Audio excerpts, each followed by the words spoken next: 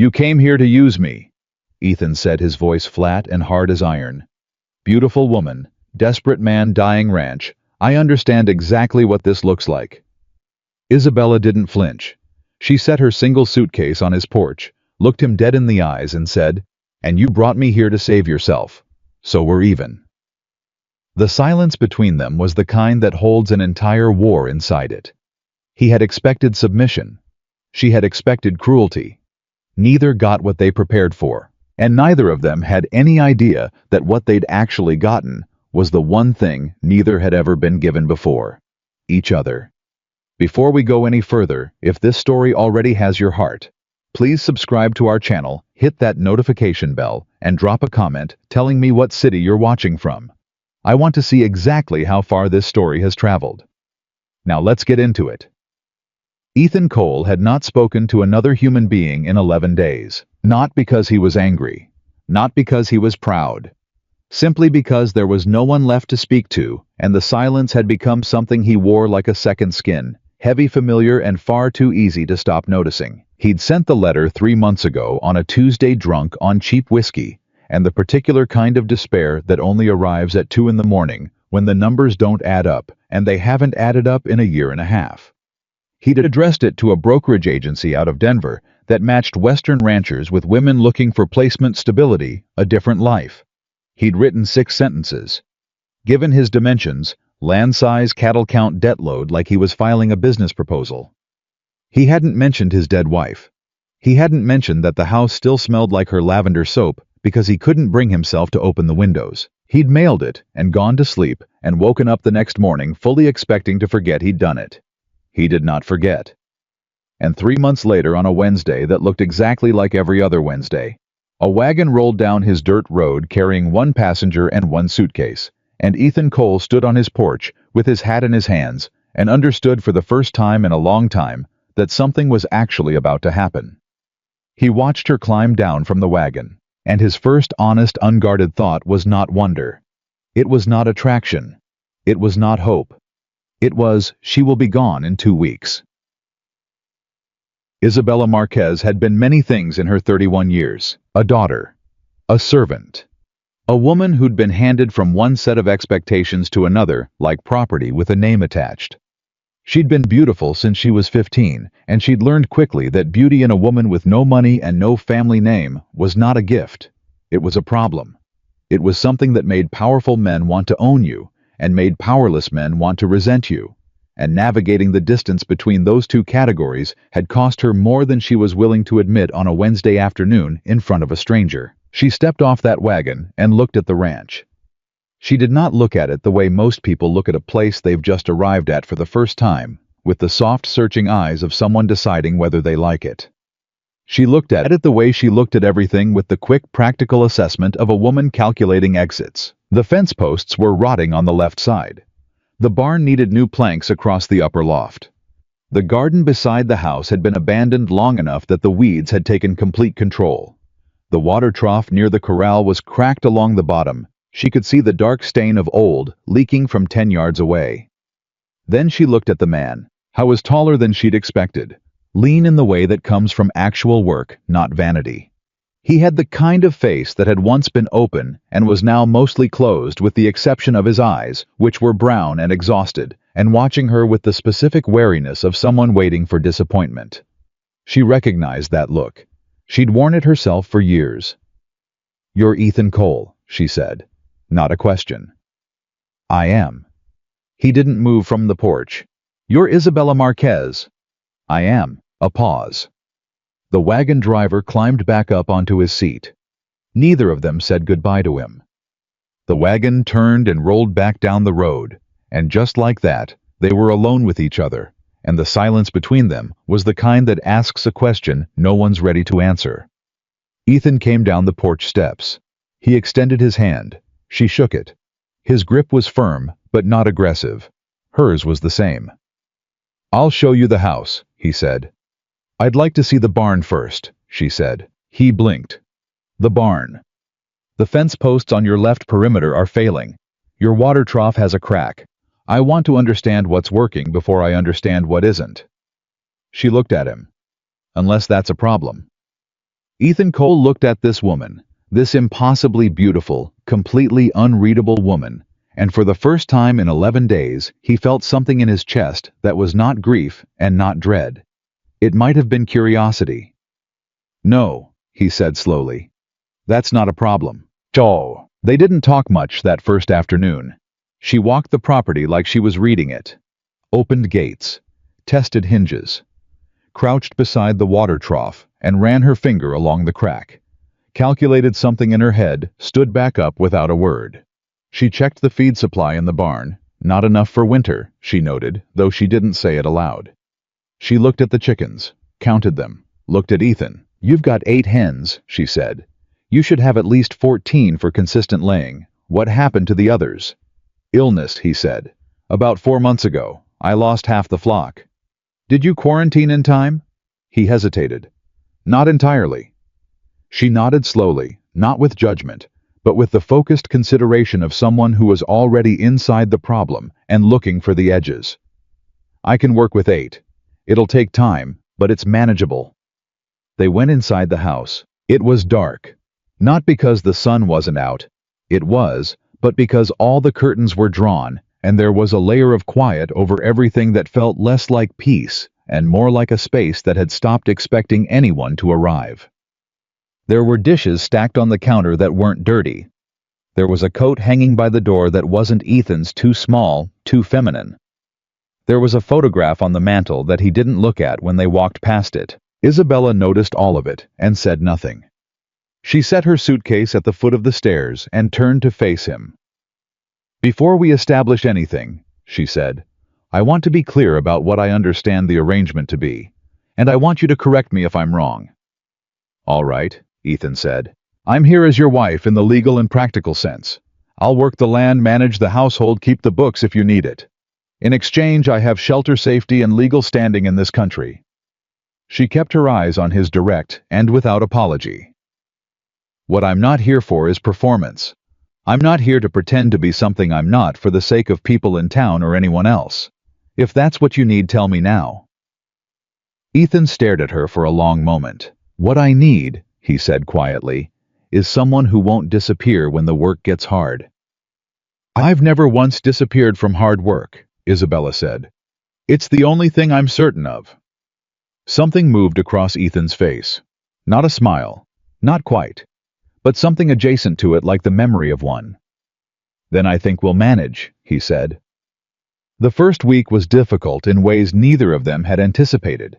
Not because of conflict, because of proximity. Ethan had lived alone long enough that the presence of another human being in his house felt physically strange, like a temperature change he couldn't quite adjust to. He heard her moving in the kitchen before sunrise. He heard her voice when she talked to the horses, low and steady, and occasionally in Spanish, a language he didn't speak, but found himself listening to anyway. He heard her at night, not sleeping, sitting at the kitchen table with the lamp on, and some kind of ledger open in front of her, writing things down with the focused concentration of someone solving a puzzle. He left her alone. That was his instinct, to give people space, to not ask, to not intrude. It had been his instinct with his wife too, and she had sometimes appreciated it, and sometimes been wounded by it, and he had never entirely learned to tell the difference. On the 4th day, he came downstairs at 5 in the morning and found that Isabella had already reorganized the kitchen. Every cabinet was different. The tools were in a different order.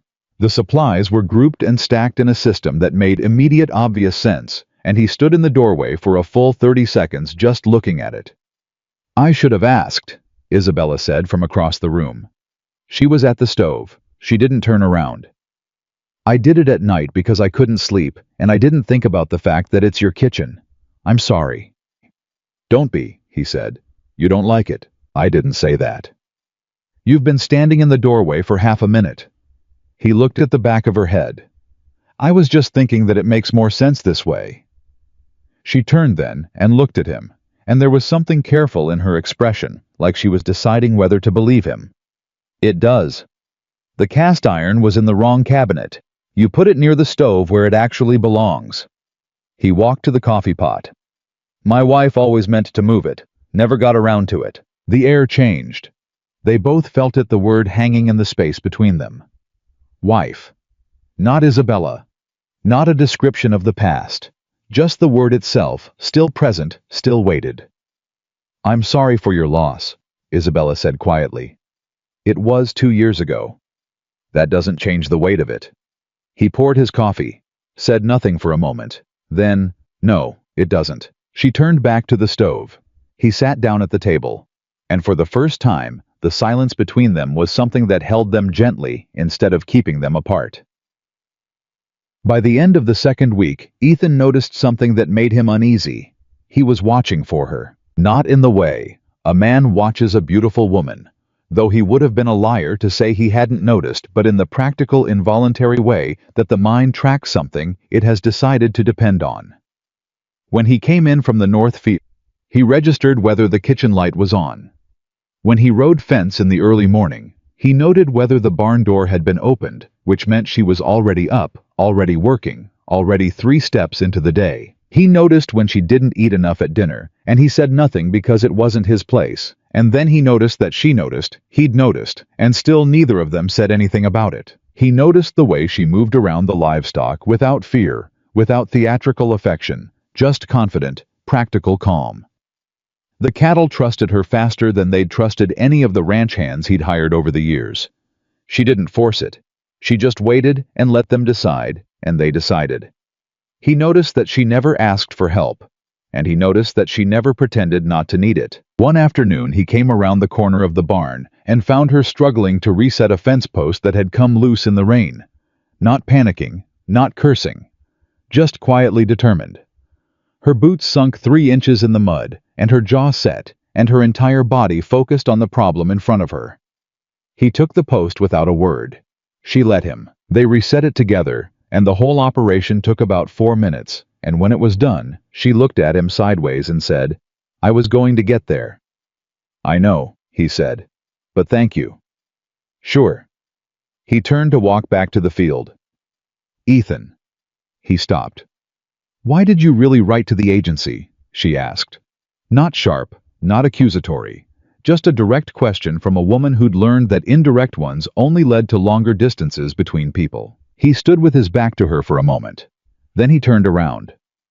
"Because I was losing everything," he said. "The bank was 6 weeks from foreclosure. My foreman quit, and I was sitting in that house at 2 in the morning and I thought..." He stopped, looked at the ground. "I thought that maybe if someone else was living inside these walls, they'd stop feeling so empty." Isabella was quiet. "That's honest," she said finally. "I'm not much for anything else. Neither am I." She wiped her hands on her work pants. "For what it's worth, the walls don't feel as empty now."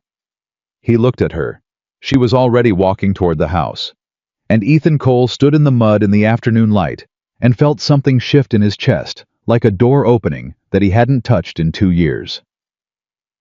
The debt collector arrived on a Thursday.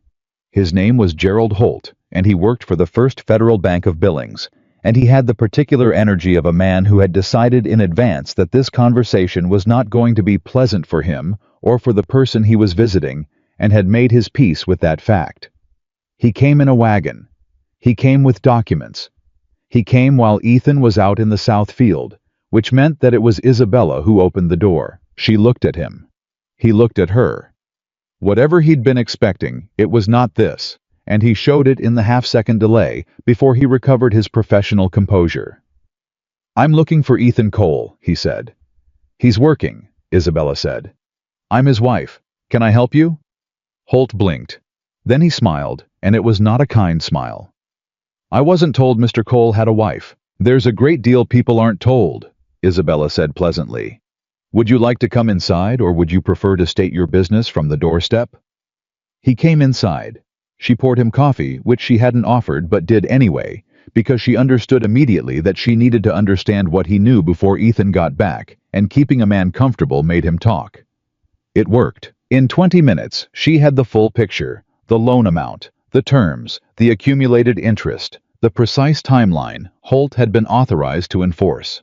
She listened. She asked 2 questions. She thanked him for the coffee. When Ethan walked through the door 20 minutes later, She was standing at the table with the papers laid out and organized, and she had a legal pad beside them, with notes in her clear, angular handwriting. He looked at these papers. He looked at her. He looked at Holt. "Mr. Cole," Holt said, "I wasn't aware of your recent situation." "My wife handles our paperwork," Ethan said without missing a beat, and Isabella did not allow herself to react to the words "my wife" in any way that anyone in the room could see. "Well," Holt looked uncertain. "I have papers that require—" "I've reviewed them," Isabella said. She turned to Ethan, calm and direct. "The foreclosure timeline is 12 weeks from today. The interest accumulation is structured in a way that accelerates every 30 days. We have options, but we need to move quickly." She looked at Holt. "We'll have a formal response prepared within the week." Holt looked between them. He looked at the organized papers. He looked at Isabella, and whatever he'd assumed when he arrived had clearly been revised. "A week is acceptable," he said. When he left, Ethan stood in the middle of the kitchen and stared at the legal pad. "You got all that from him in 20 minutes, he said. He was comfortable. Comfortable men talk. She sat down across from him. "How bad is it, the real number, not what you told the agency?" He told her. The real number was worse than Holt had said, because there was a second lien. Ethan hadn't mentioned to anyone, and saying it aloud for the first time felt like pulling something out of his chest that had been lodged there for a year. Isabella listened to every word. She didn't flinch. She didn't recoil. She picked up her pencil and wrote things down. "All right," she said when he was finished. "This is not unfixable, but I need you to tell me everything, not just the bank, the equipment debt, the supplier accounts, all of it." "Why?" She looked at him. "Because I'm not going to help you save half a ranch, Ethan. Either we do this properly, or we don't do it at all." He stared at her across the table. This woman who'd arrived less than 2 weeks ago, with one suitcase and no promises. And something inside him that had been clenched for 2 years slowly, quietly began to release. "All right," he said, and they got to work. The nights were long. They worked after dinner. The lamp stayed on past midnight. Isabella was relentless in the best possible sense, not frantic, not anxious, but precise. She found errors in Ethan's accounts that dated back 3 years. She found a supplier contract that had been overcharging him by 12% on grain. She found a cattle registration that had lapsed without anyone noticing, which was costing him tax penalties he hadn't known about. Ethan sat across from her and answered every question and watched her work, and he thought about how little he had known in those early days of the ranch about what he was doing, about how much of it he had tried to carry alone. "How do you know all of this?" he asked at 11:30 on a Tuesday night. She looked up from the ledger. "Know what?" "The accounts, the legal terms, the way you handled Holt." He leaned back in his chair. "Where did you learn that?" She was quiet for a moment. "I worked for a man in Texas," she said slowly.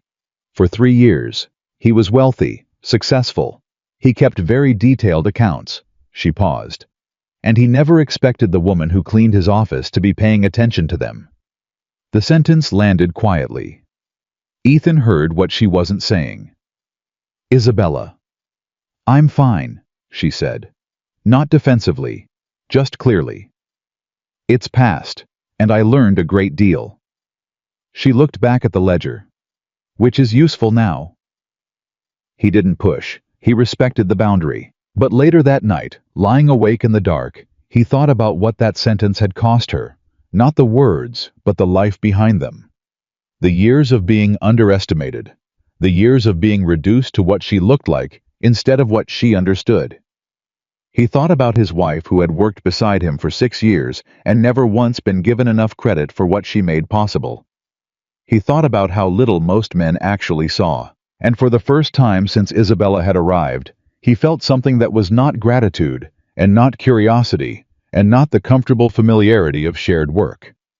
He felt the beginning of something much more dangerous. He closed his eyes. He told himself it would pass. He was wrong. It was during the 3rd week that the town got involved. Millhaven was small enough that everyone's business was everyone's business, and Ethan Cole's sudden marriage to a strikingly beautiful stranger had not gone unnoticed. It had in fact been the subject of considerable conversation at the general store at the church steps on Sunday, and in the back room of Patterson's saloon on 4 separate occasions. Most people were simply curious. A few were warm. Mrs. Hendricks at the dry goods counter asked Isabella kind questions and sent her home with a jar of preserves.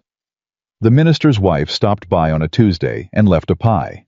But not everyone was warm. A man named Douglas Farrow owned the land adjacent to Ethan's ranch on the eastern border. He was wealthy, and he knew it, and he wanted more land, and he had been waiting patiently, strategically for the coal ranch to fail. He had expected it to happen by spring. He had counted on it, in fact.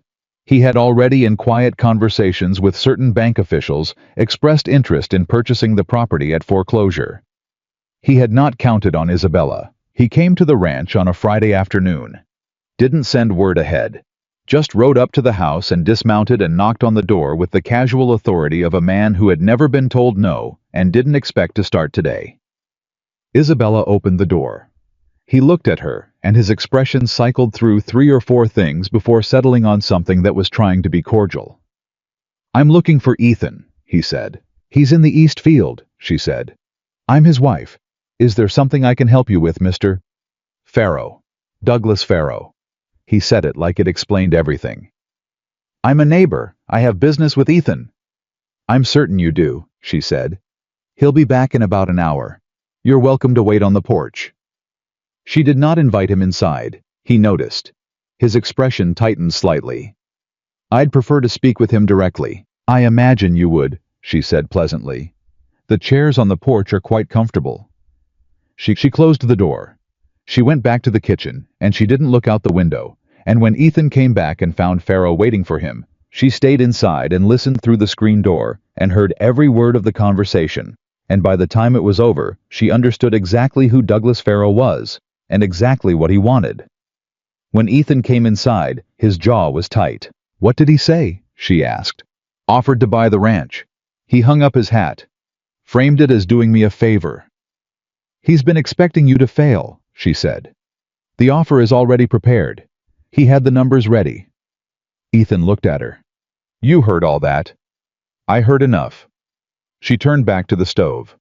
"He'll come back, and the next time he'll be less polite." "I know. Which means we need to be ready before he does." Ethan sat down at the table. He looked at her back, the straight, calm line of her spine, the certainty in her movements, and he felt something tighten in his chest that had nothing to do with Farrow. "Isabella," he said. She turned. "Thank you," he said. "For—" He stopped. Looked for the right word. Couldn't find one large enough. "For not running." She looked at him for a long moment, and something in her face did something complicated, something that started as distance and then shifted just slightly into something warmer and less certain. "I told you," she said quietly. "I don't run from hard work." She turned back to the stove.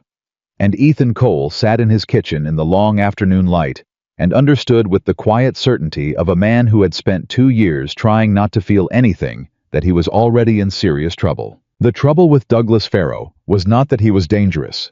The trouble was that he was patient. Ethan had known men like Farrow his entire life, men who could afford to wait because waiting cost them nothing. They didn't need the thing they wanted. They simply wanted it, and so they bided their time, and they watched, and they let circumstances do the work of wearing a person down, until the moment came when the offer looked like relief instead of surrender. Ethan had watched it happen to 3 neighboring ranches in the past 4 years. The Walkers, 3 miles south. The Prentice family on the Creek Road. Old man Gerber, who'd built his land up from nothing over 40 years and lost it in 6 months when the drought took 2 consecutive harvests and Farrow showed up at his door with a check already written. He had sworn it would not happen to him. He had sworn that standing over his wife's grave with the ranch already starting to slip and no good answers anywhere he looked. He had made that promise to a dead woman and to himself. And it was the only thing that had kept him from walking away in those first terrible months after she was gone. But promises were easy in the abstract. They were harder when Gerald Holt was sitting at your kitchen table with foreclosure papers, and the math was what it was, and the walls were so empty they made sounds at night. Isabella was the thing that had changed the math. Not in any way he'd expected. Not in any way he'd have known to ask for. She had been in his house for 23 days, and in those 23 days, she had reorganized his accounts, renegotiated 2 supplier contracts through written correspondence that she'd drafted herself in precise formal language that somehow never sounded cold, convinced his most unreliable field hand to start showing up on time by having one direct conversation with him that Ethan had not been present for, and that the field hand, Tommy Briggs, had refused to describe in any detail afterward, except to say, "Your wife don't waste words." She had fixed 3 fence sections. She had increased egg production by rearranging the chicken rotations. She had identified a slow water leak in the South Trough system that had been costing him more than he'd realized for at least a year. And she had done all of it quietly without announcement, without asking for acknowledgement, with the calm efficiency of a woman who had learned that the only reliable thing in the world was her own 2 hands. Ethan was trying very hard not to think about her too much. He was failing at it completely. It happened in ordinary moments, which was the worst part. Not dramatic ones. Not the kind of moments that would make sense as a starting point for something. No, it was smaller than that. It was the way she tilted her head slightly to the left when she was thinking through a problem. It was the way she said his name Ethan without any particular warmth or coldness. Just his name direct and clear, like she'd decided it was worth saying properly. It was the way she laughed exactly once in those 23 days at something Tommy Briggs said in the yard, and the laugh was startled and genuine and gone again in half a second, like she'd let it out before she could stop it. He told himself he was grateful. That was all this was. Gratitude. He didn't quite believe himself, but he held on to it anyway. Then the letter arrived, and everything got harder. It came on a Monday, addressed to Isabella in an envelope with no return address. She was outside when the postwriter came, and Ethan took it in without thinking, and when she came through the door, he held it out to her and said, "Letter for you." She stopped moving, not dramatically, not visibly to most people. But Ethan was watching. He'd learned to watch her in those 23 days the way you learn to read weather, and he saw it. The stillness that came over her when she registered the handwriting on the envelope. The way her hand came forward slowly, like the paper itself might be something she needed to approach with caution. She took it. She didn't open it. She put it in her coat pocket and said, "Thank you," in a voice that was entirely composed, and then she went upstairs. She didn't come down for 2 hours. When she did, the letter was not with her, and she went straight to the kitchen and started on dinner, and didn't mention it. And Ethan knew in the way that he was increasingly coming to know things about her, that she never directly said that she was not going to mention it. He thought about the sentence she'd said that night over the ledgers. The man in Texas. The careful way she'd closed it off. The life behind the words she'd chosen not to speak. He picked up his coffee cup, set it down, picked it up again. "Isabella," he said. Are you all right?" "Yes." That was very fast. She turned to look at him. There was something behind her eyes. Not fear exactly. Something more controlled than fear. Something that had already processed the fear and come out the other side of it and was now managing the remainder with the discipline of long practice. "It was from someone I used to know," she said. "It's handled." "The someone from Texas." A pause. "Yes." "Isabella, if there's something—" "Ethan." Her voice was quiet and firm and not unkind. "I will tell you when there's something you need to know. Right now there isn't." She turned back to the stove. "Dinner will be ready in half an hour." He left it alone. But that night, he lay awake longer than usual, and what he thought about was not the ranch finances or Douglas Farrow or the foreclosure timeline. What he thought about was the look on her face when she'd seen that handwriting. The way her hand had moved toward the envelope like it was something to be survived. He thought about what kind of person sent a letter with no return address. He didn't sleep well. The following Sunday, they went to town. It was the first time they'd gone together as a unit in the 3 weeks she'd been there. Ethan had been avoiding it without entirely admitting he was avoiding it because he knew what Millhaven was like, and he knew what people would say, and he wasn't certain he was prepared to stand beside this woman in public and manage whatever came of it. He needn't have worried about being prepared. Isabella handled it better than he did. She wore a simple dress, dark blue practical, and she walked beside him into the general store with the same calm she carried everywhere.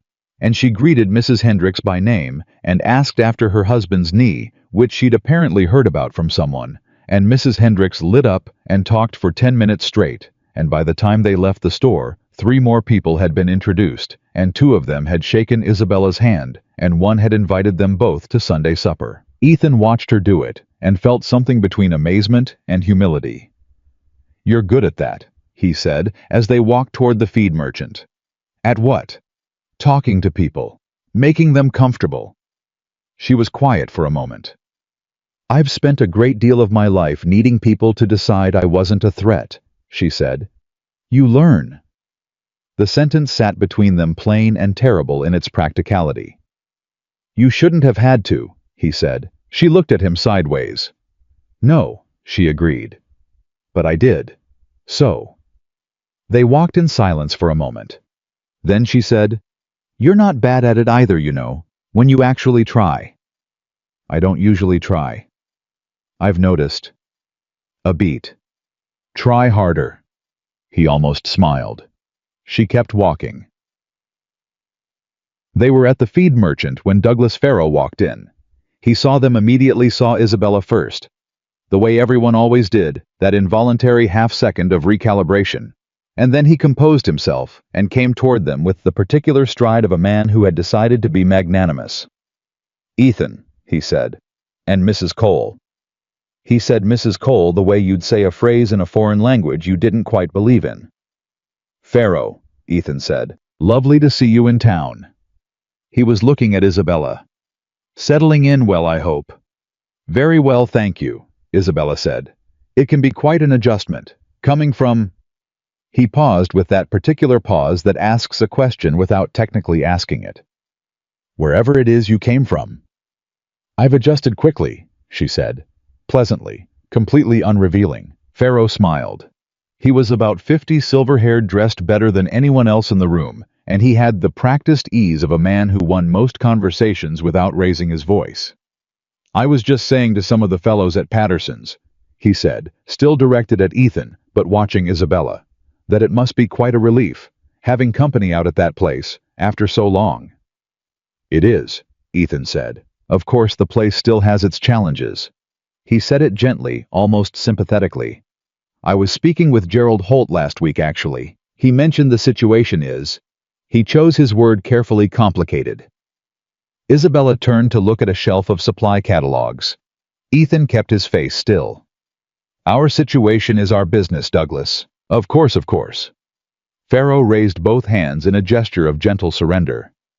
"I only mention it because if you ever decide the burden is more than well, my offer stands. It's a generous one."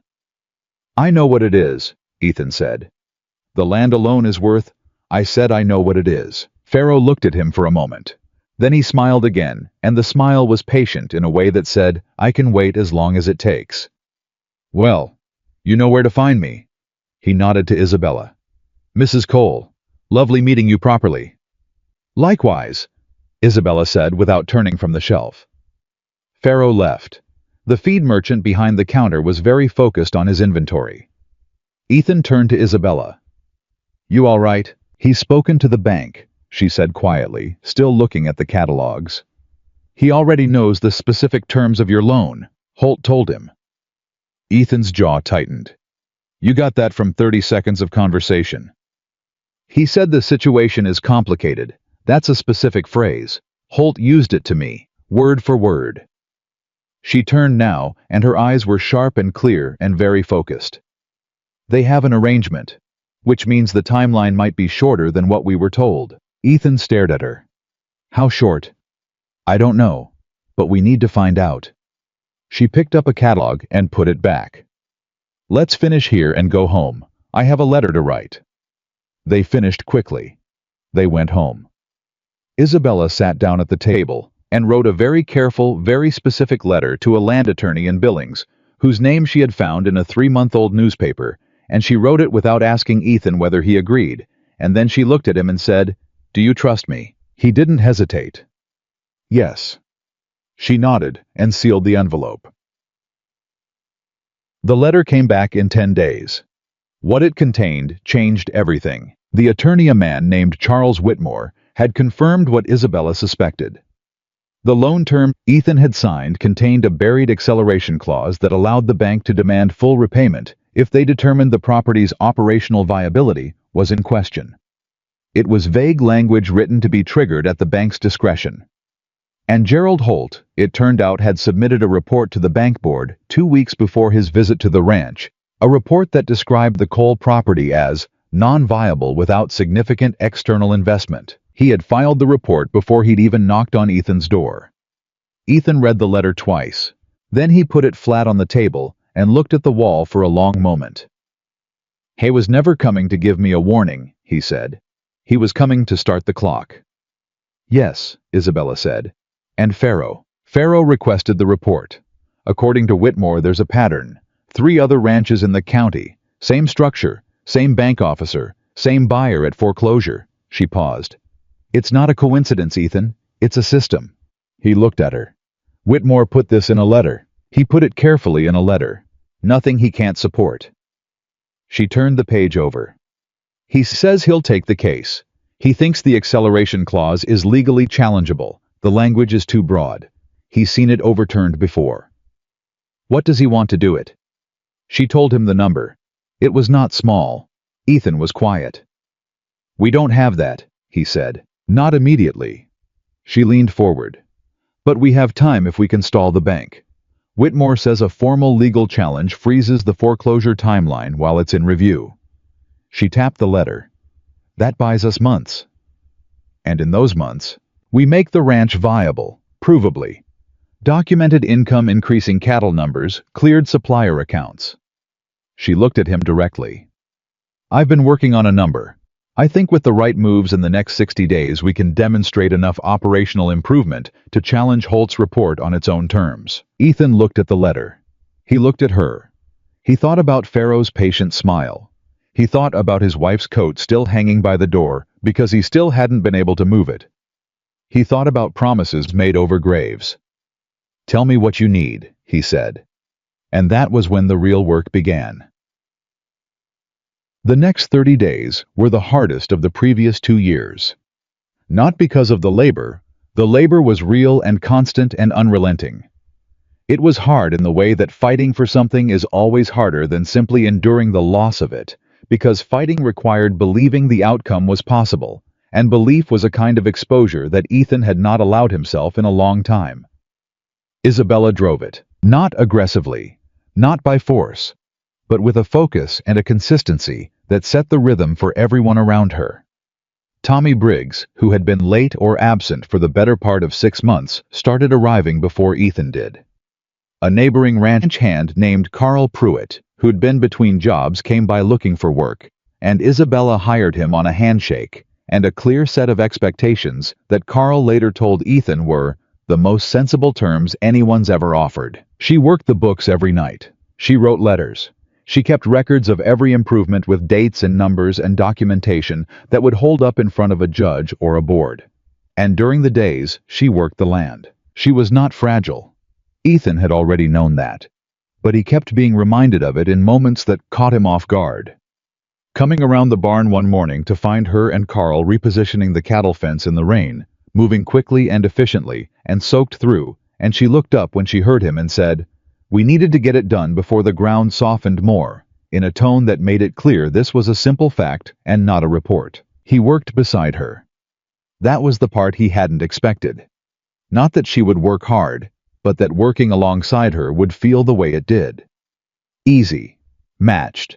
Like 2 people who had accidentally stumbled into the same rhythm without ever negotiating it. They talked during the work. Not about feelings. Not about the past. About the ranch, about problems, about what needed to happen next. But the talking was constant, and it was real, and slowly it began to contain other things. Small revelations tucked inside practical sentences. Personal histories offered between hammer swings and fence posts, the actual texture of 2 people beginning to know each other in the only way that mattered. She told him one afternoon that she'd grown up in New Mexico, that her mother had died when she was 12, and her father had been largely absent, and she had been raised in a series of households where she was tolerated but not wanted, which had taught her very young that the only security was the kind she built herself. She said it plainly. No self-pity, no invitation for it. He told her in exchange, surprising himself about his wife, about how they'd built the ranch together in the early years when it was still exciting and nothing had gone wrong yet, about how her death had not just been a grief, but a structural collapse, because she had been part of how everything worked, and he hadn't understood how much until she was gone. I kept expecting to get better at the absence, he said. I never did. Isabella was quiet for a moment. You don't get better at it, she said. You get better at moving inside it. He looked at her. That's the difference, she said. You don't replace the missing thing. You learn to carry it differently. He thought about that for the rest of the day. It was Tommy Briggs who said it first. 43 days in. Tuesday evening. Ethan was settling the horses, and Tommy was doing the last check on the water lines, and the sun was going down over the ridge in long red bars that Tommy watched with the serene, uncomplicated appreciation of a man who didn't overthink things. You know, Tommy said in the casual way he said everything, I wasn't sure about any of this at first. Any of what? Ethan said. Tommy gestured vaguely toward the house. Her. The whole arrangement. He shrugged. People talked. I know people talked. I just want to say I think they were wrong. Tommy scratched the back of his neck. I don't know the right word. She's real, I guess. Whatever she is, she's real. Ethan looked at the house. The kitchen light was on. He could see Isabella's shadow moving past the window. Yeah, he said. She is. Tommy nodded, like something had been confirmed, and went back to the water lines. Ethan stood there another moment. Then he went inside. She was at the table with the ledger, and she looked up when he came in, and he crossed the kitchen and poured himself a glass of water, and stood at the counter and said without planning to say it, I want you to stay. She stopped writing. The silence in the room changed temperature. Ethan, I know what the arrangement was, he said quickly. I'm not asking you to change what it is, he turned to look at her. I'm saying that this ranch is coming back because of you, and I don't know what comes next, or what you want, or what you're running from. But I want you to know that you don't have to run from here. Isabella sat with that for a long moment. Her face was careful, measured. But there was something underneath the measurement, something that had been pressed down for a very long time, and was now pushing back quietly against the weight of its own containment. The man who sent that letter, she said. I haven't told you about him. You don't have to. No. She set down her pencil. I think I do. And she told him, not everything, not all at once, but enough, the shape of it, the years of it, the reason she had ended up in a Denver brokerage file with nothing but a first name and a willingness to go west. The man in Texas had not simply employed her. He had believed she belonged to him. And when she'd left, she had left without permission, and he was not a man who accepted things being taken from him. The letter had been a reminder. Not a threat exactly. Just a reminder that he knew where she was. Ethan stood very still through all of it. When she finished, the kitchen was quiet. The letter, he said. The no-return address. Yes. He knows you're here. He knows I'm in Montana. I don't know how specifically. She looked at the table. I should have told you before. You had a right to know what you were taking on. Isabella. He waited until she looked at him. I'm glad you're here, whatever comes with that. He said it simply, without drama, the way he said things that were true. She looked at him for a long moment, and something in her face did the thing. It had done that first week, started at distance, and moved quietly and reluctantly toward something warmer. You might regret saying that, she said. I might, he agreed. I don't think I will. She looked at him a moment longer. Then she picked up her pencil, and she went back to the ledger, and she didn't leave. And that for now was enough. She didn't sleep that night. Not because of fear, or not only because of fear. It was something more complicated than that, the kind of wakefulness that comes when you've finally said the thing you've been carrying for months, and the weight of it has shifted, and the body doesn't quite know what to do with the new configuration. She lay in the dark and listened to the ranch settle around her. The creak of the roof, the low sound of wind through the eaves, the distant stir of cattle in the pen, and she thought about Ethan's face when she'd told him. The way he'd gone completely still. Not with shock, not with the particular male discomfort she'd seen before, when she'd given men information they didn't want, but with the focused, absorbing stillness of someone who was listening with his whole body. "I'm glad you're here. Whatever comes with that." She turned the sentence over in her mind, the way you turn something fragile, carefully trying to understand its weight without breaking it. She had not been told that in a long time. That her presence was something someone was glad of. Not her usefulness, not her appearance, not the function she served. Her actual presence complicated history, and all arriving with its full weight and being received without flinching. She didn't know what to do with that. She got up at 4:30 and went downstairs and started the coffee. And when Ethan came down at 5 and found her already at the table with the ledger open, he said nothing about it, just poured 2 cups and set one beside her and sat down across from her, and they worked through the morning accounts together in the quiet dark before sunrise. And it was somehow the most normal thing that had happened in weeks. Charles Whitmore's formal legal challenge arrived at the bank 12 days later. Isabella had drafted the supporting documentation herself. 62 pages of operational records, income projections, supplier account histories, and land assessments, and Whitmore had submitted it with a cover letter that was precise and pointed, and made the acceleration clause's enforceability look exactly as shaky as he believed it was. "Gerald Holt called the ranch 3 days after that," Ethan answered. Isabella stood 3 feet away and listened to one side of the conversation, and she could read it from his face. The shift from controlled neutrality to something harder, and then harder still, and then the quiet that meant he was deciding something. "I understand," Ethan said finally. "We'll be in touch through Mr. Whitmore." He hung up. He turned to Isabella. "The board is convening. Holt says they'll make a decision on the challenge within 30 days. "That's fast," she said. "They're nervous." He said. Ethan paused, jaw tight. "He said that if we withdraw the challenge now, they'll extend the loan by 90 days. No interest acceleration." Isabella felt the temperature of the room change. "That's a settlement offer," she said. "Yes." "Through a phone call, not through Whitmore." "Yes." She thought for a moment. "They're not supposed to contact you directly while you have legal representation. Whitmore specifically." "I know. That's a violation of the agreement." "I know, Isabella." They looked at each other. "They're scared of what Whitmore found," she said. "That's what I think too. If we withdraw, we lose the leverage. 90 days buys them time to restructure the approach. They'll come back harder." Ethan nodded slowly. "And if we don't withdraw? Then we see it through. 30 days. And we have to be ready for whatever they push back with." He leaned against the counter. He was quiet for a moment, and she let him be quiet because she understood that this was his land, his fight, his grief on the line, not hers, or not in the same way, and the decision had to come from him. "We don't withdraw," he said. She had already known that, but hearing him say it settled something in her chest. "Then I need to call Whitmore," she said. "And you need to document that phone call time, content, everything, today." I was already reaching for the paper.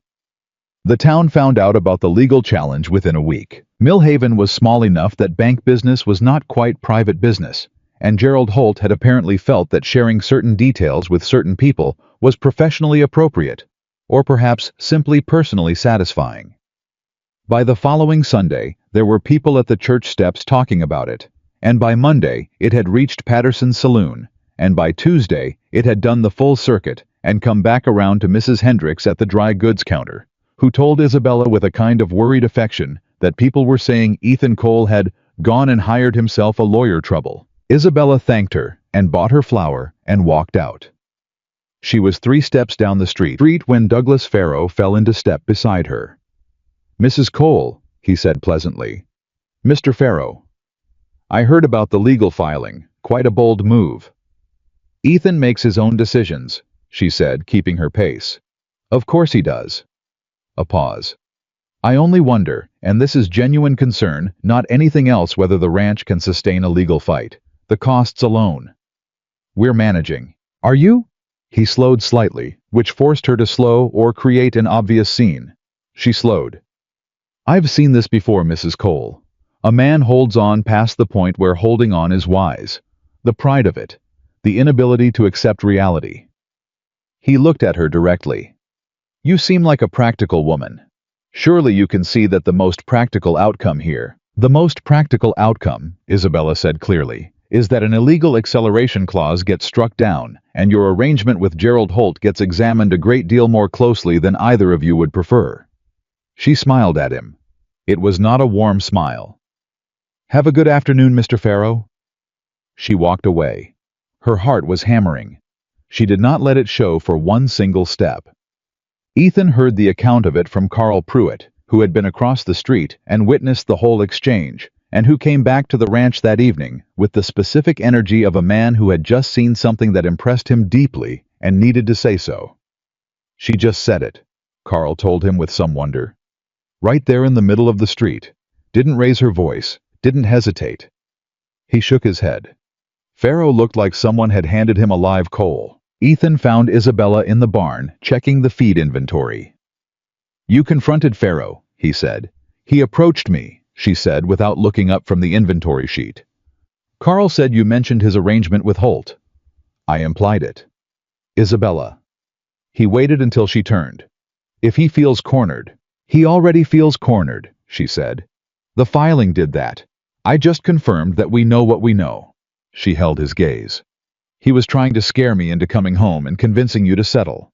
I wanted him to understand that's not how this works. Ethan looked at her for a long moment.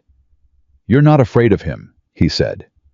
Something moved across her face, complicated, honest.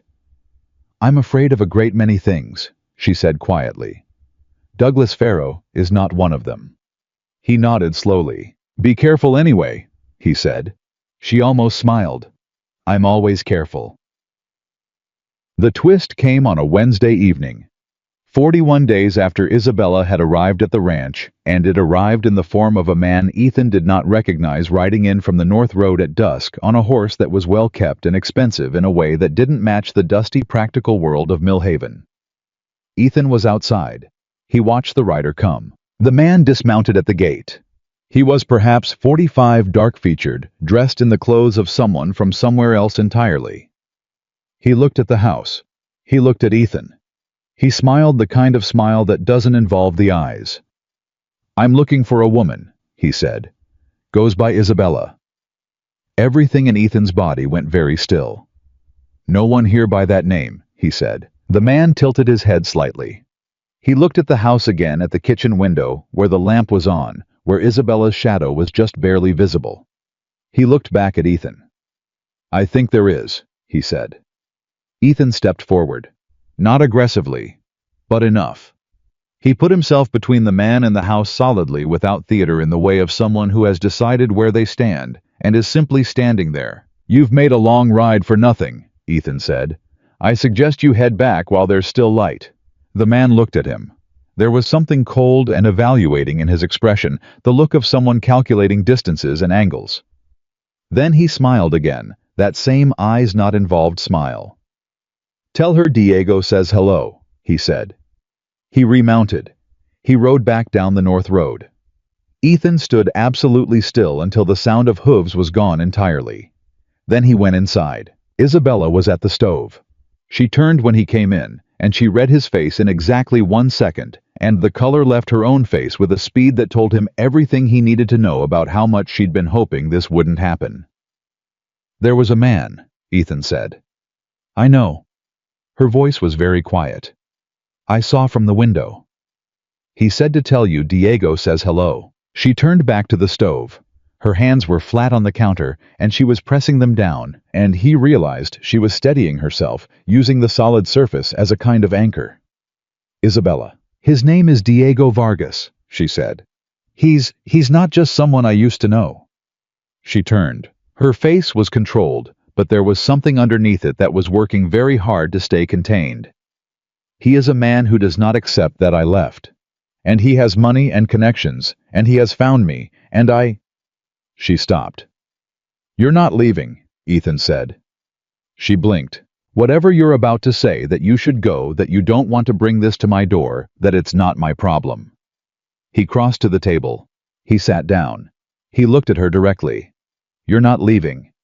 She stared at him. "Ethan, this man is not like Pharaoh. He is not a business problem. He is genuinely dangerous. He has people who work for him who are—" "I've been dealing with dangerous people for 2 years," Ethan said. "Just in suits. This is different." "Tell me how." She sat down. She pressed her palms together on the table. She told him fully this time all the things she hadn't said before.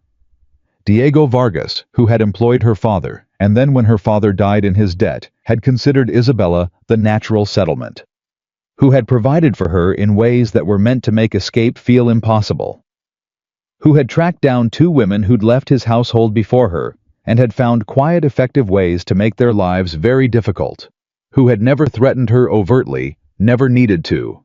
The threat was always implied, always structural, always built into the fabric of the situation. She told him how she had left. Carefully. Over months of quiet preparation. The money saved in increments, small enough not to be noticed. The contact at the agency in Denver. The letter sent from a city she'd passed through only once quickly, so it couldn't be traced back to a specific location. "I thought I'd gotten far enough," she said. "Montana seemed—" She exhaled. "Far enough." Ethan was quiet through all of it. His face didn't change in ways that were easy to read, but she'd learned in 41 days to look at the small things, the set of his jaw, the way his hands rested on the table, and what she saw was not alarm, and not pity, and not the specific retreating energy of a man deciding this was too complicated. What she saw was someone who had already made up his mind and was just waiting for her to finish so they could start solving the problem. "Whitmore," he said when she was done. "What? Charles Whitmore. Can he help with this? Is there a legal angle?" She blinked again. "Ethan. Harassment. Stalking. Whatever the right term is. Is there documentation we can build?" Yes, potentially, but that's not the most immediate." "What's the most immediate?" She looked at him.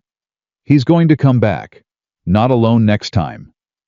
Then we need to be ready before he does. We can't—" She stopped. Started again.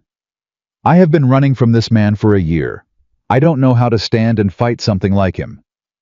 "You stood in the middle of a Millhaven street today," Ethan said, "and told Douglas Farrow to his face that you knew what he was. That's how." She looked at him across the table. Something cracked just slightly in the composure she'd been holding together for 41 days, and what showed through the crack was not weakness. It was something rawer and more honest than composure. It was exhaustion. It was the particular fatigue of someone who had been afraid for a very long time and had never had anywhere to put it down. "I don't know what I walked into when I came here," she said. "I thought it was an arrangement, a safe place to disappear into. And—" She looked at the table. "And it became something else." She looked back at him. "You became something else. And now I'm sitting here terrified that I've put everything you've been fighting for in danger." Ethan was quiet for a moment. "The ranch is a piece of land," he said finally, "with problems and debt and a foreclosure challenge that might or might not work out. But it's still just land." He held her gaze. "You are not just anything." The kitchen was completely silent. Isabella pressed her fingers against her lips briefly, a small, involuntary gesture, like catching something before it came out, and then she straightened her spine and breathed and steadied herself with the discipline of long practice. "We need a plan," she said. Her voice was almost entirely level. "Yes," Ethan said. "Starting tonight."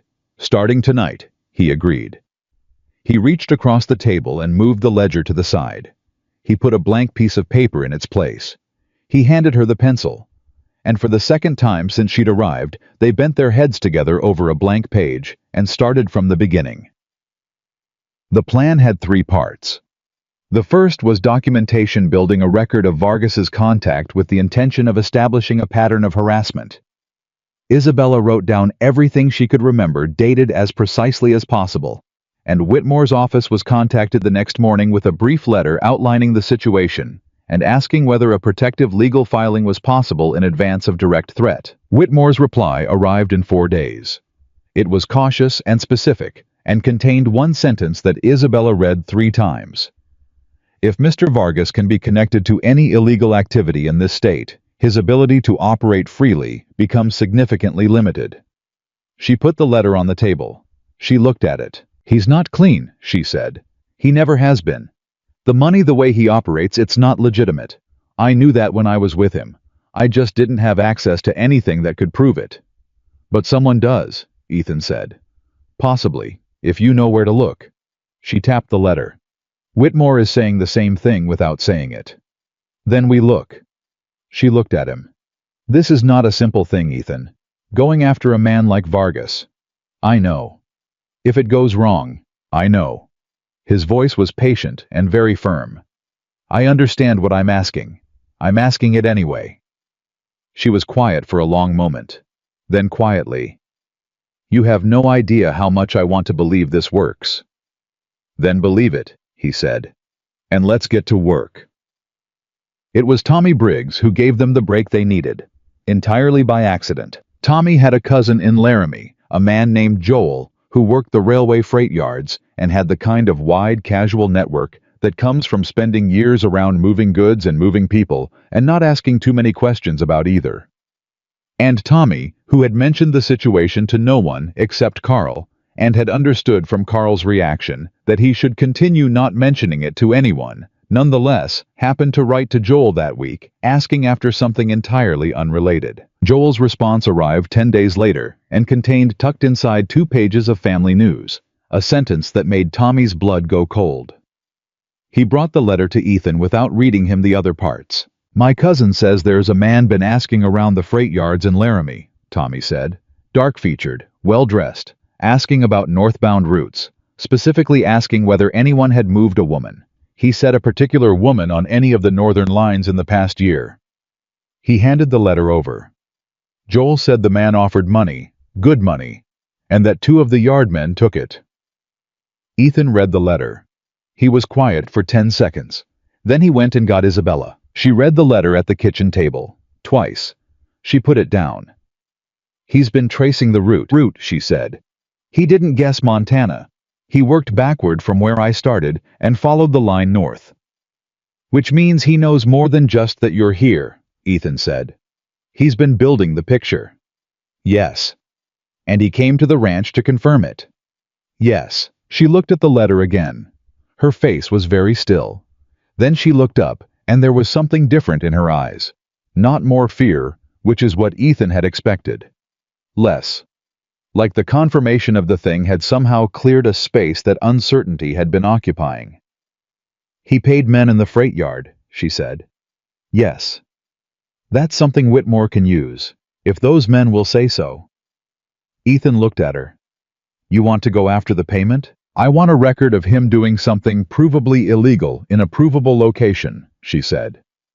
"If we can establish that he's been conducting a search operation, essentially moving money across state lines to locate a woman who left of her own will." She stopped. "That's not just harassment. That's something more." Joel would talk to Whitmore.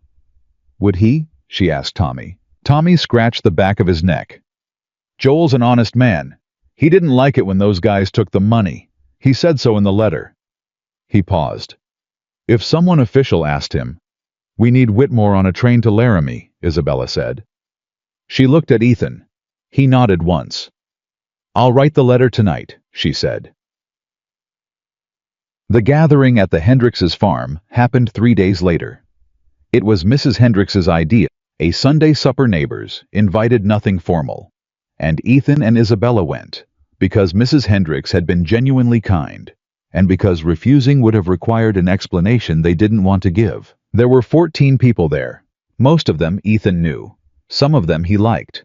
One of them was Douglas Farrow, which Ethan registered the moment he walked through the door, but kept off his face entirely. The evening was warm in the way of these things. Food passed around, stories told the particular ease that comes from shared land and shared seasons.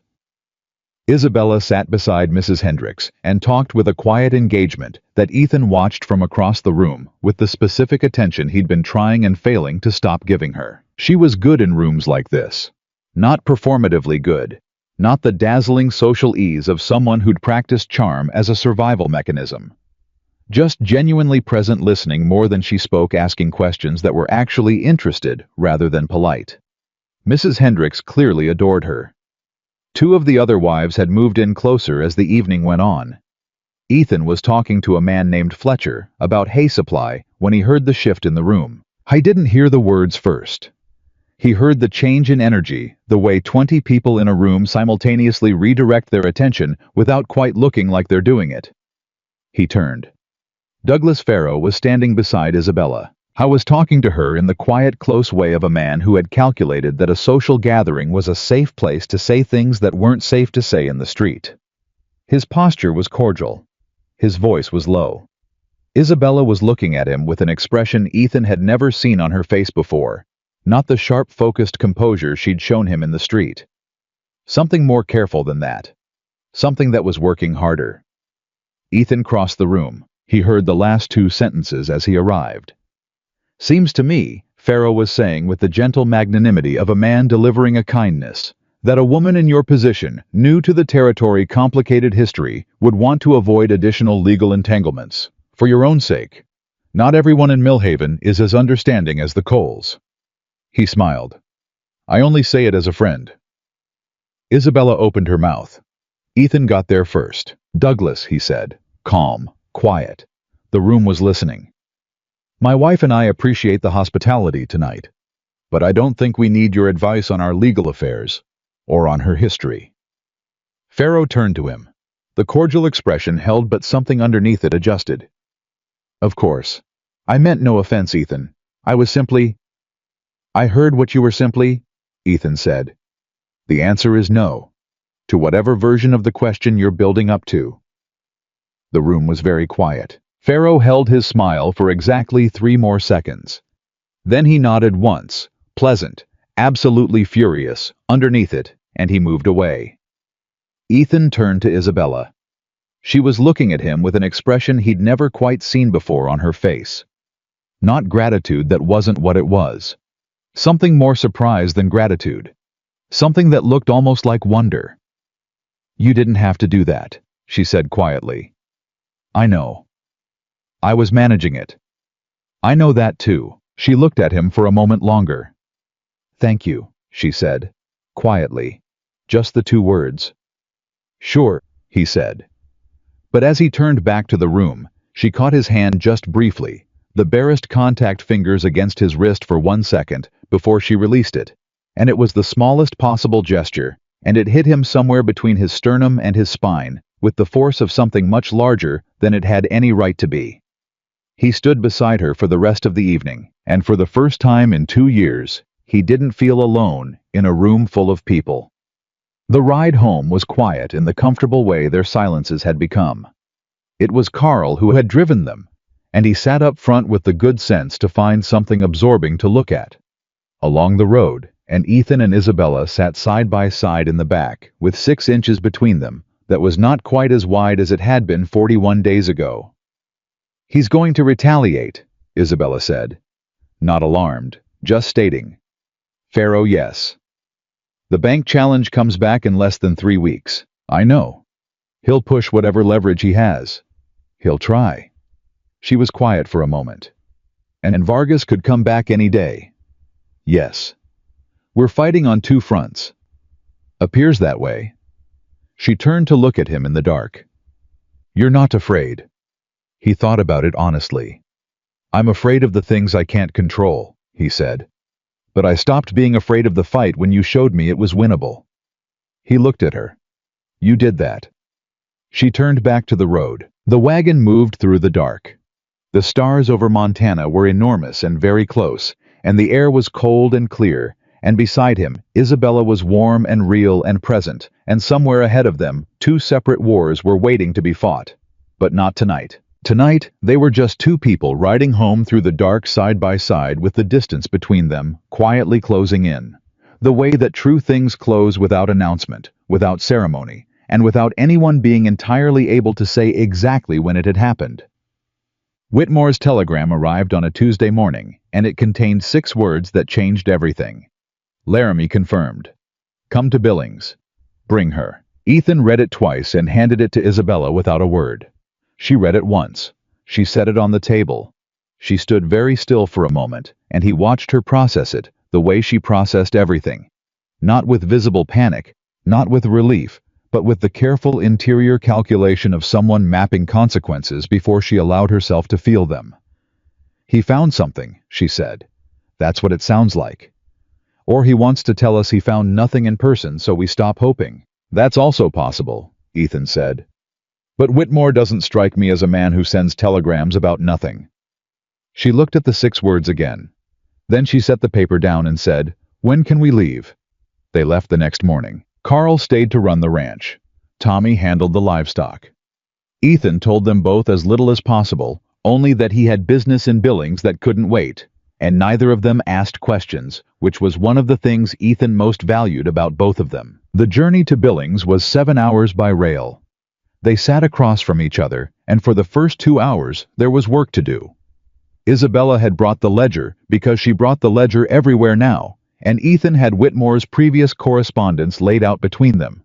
And then the work ran out, and there was just the train, and the motion, and the long open country outside, and the two of them sitting with 6 inches of space between them that had become its own complicated language. You're nervous, Ethan said. I'm not nervous, Isabella said without looking up from the window.